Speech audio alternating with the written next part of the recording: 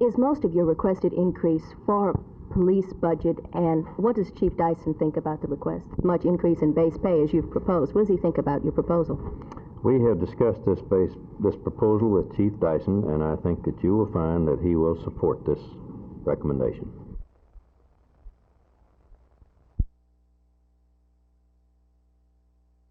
I think Mr. McDonald and his people have done their utmost to come in with a budget as low and as thin as they believe they can and still have effective services from government.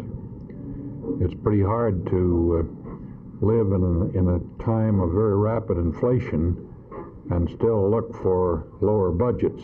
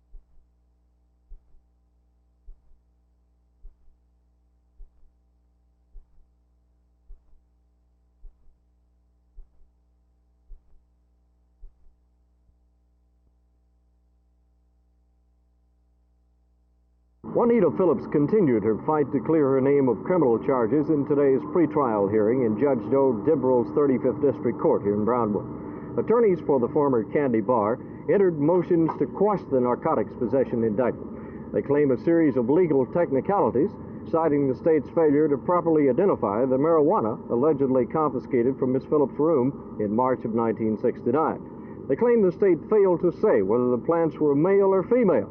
They also challenged the legality of certain search warrants issued in the case. The hearing concluded this afternoon after several hours of testimony. Judge DeVrell ruled that there was indeed sufficient evidence to try the narcotics possession case. The trial will begin next Monday at 9 o'clock. District Attorney George Day told me earlier that the state has a strong case against the ill-fated former queen of strippers. In the courtroom today, she was in high spirits, although she seemed quite frustrated by the entire affair. Art Sinclair, Channel 8 News on the Move, Brownwood.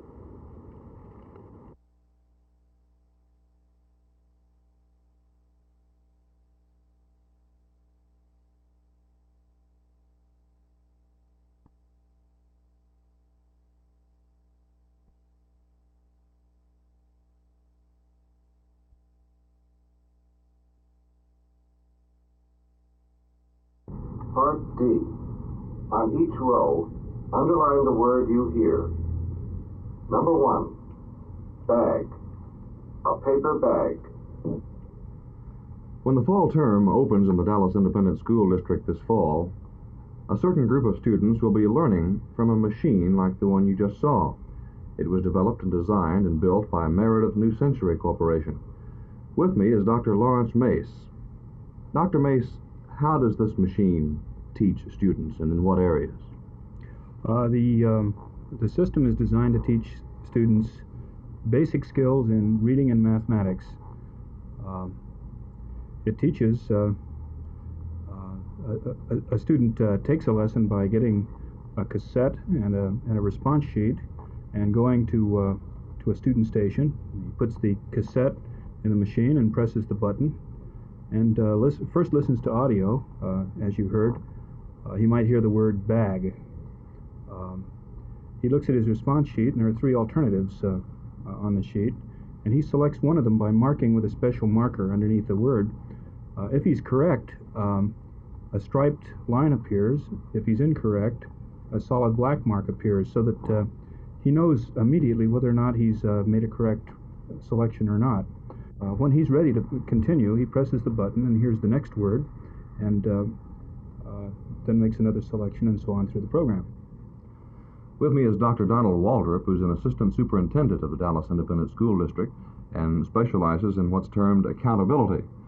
Dr. Waldrop, some programs have been tried. They've met with varying degrees of success, and that brings into this question of accountability, that something must be done before the money is paid. Right. What about that? Well, we are holding New Century Corporation accountable for the achievement of the students in grades 9 through 12 in the areas of reading and mathematics. We pay New Century on the basis of the amount gained by the students. If the students don't learn, New Century doesn't get paid.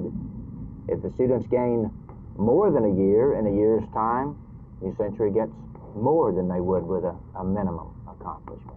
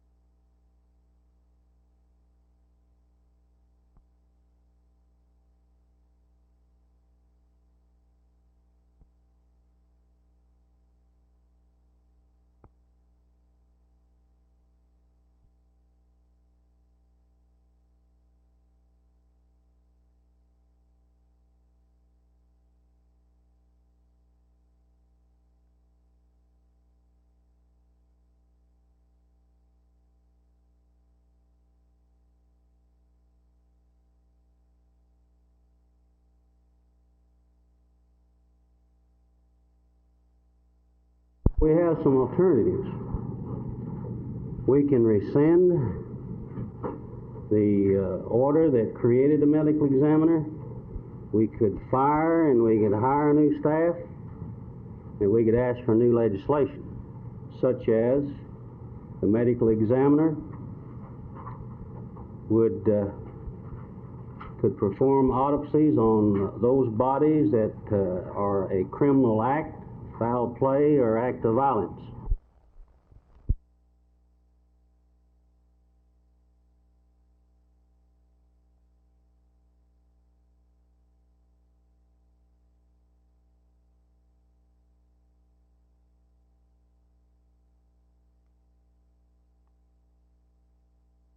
Governor Preston Smith has said that some citizens in the area and around the state have mentioned to him some things about North Texas State that he wasn't particularly pleased with, and he might think about cutting the budget. Is this a possibility? I've read the comments that were made in the newspapers. I plan to visit with the officials in Austin as soon as possible and seek clarification of this situation, and then see what we need to do.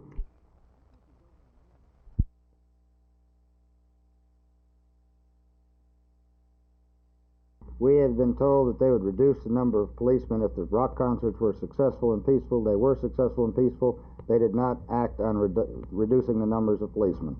Another area of contention was the 11 p.m. gentleman's agreement that has to do with the curfew. The 11 o'clock curfew was placed on there without consulting the young people that use the park. We are unable to determine whether or not they intend to enforce it and if they consider it a law. If this gentleman's agreement is not redefined, will you bring suit? I believe it will be necessary to go to court to have a definition made. Who will you sue in this case? The park board.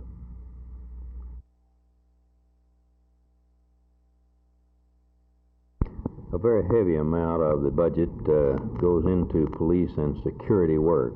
A part of this is transferring operations that are now in the police department into other departments, which relieves police personnel. for other duties for which they are trained and paid to do. Now, this, although it may not show in the police budget, is a corresponding item that is chargeable to security services.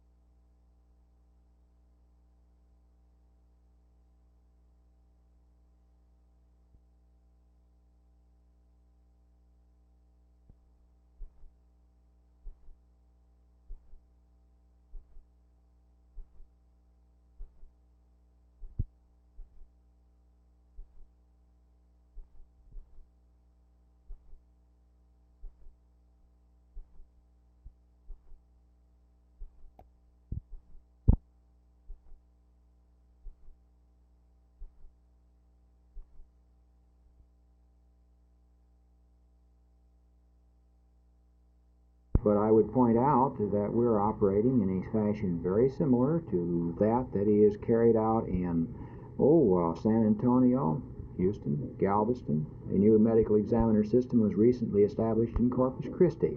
And I personally have worked in New Orleans, Indianapolis, Baltimore, and the systems that are in operation there are very similar in their modus operandi to that we are establishing here.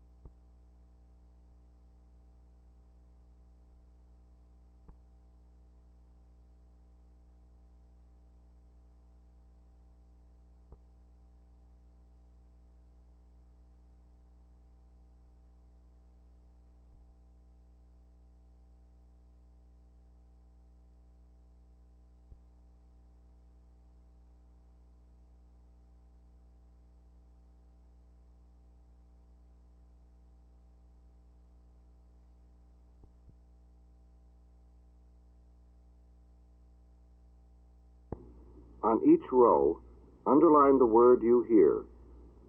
Number 1, bag, a paper bag. 2, man, man. 3, nap. I took a nap after lunch. Nap.